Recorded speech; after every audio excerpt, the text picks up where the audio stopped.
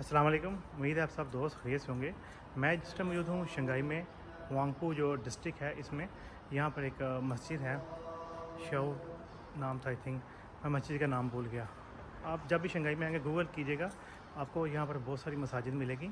यहाँ पर आइएगा, देखिएगा। अभी जिस मस्जिद में हूँ ये मस्जिद माशाल्लाह बहुत प्यारी है। यहाँ पर जुम्मे की नमाज़ भी होती है। अभी भी ज़ोहर की नमाज़ हो रही है। चलिए मैं आपको मस्जिद विज़िट करवाता हूँ। ये इसका बाहर का व्यू है। यहाँ पर औरतों के लिए इस साइड पे जगह है नमाज़ पढ़ने के लिए। यहाँ पर वज़ू भी है। चलो मैं मस्जिद आपको अंदर से दिखाता हूँ।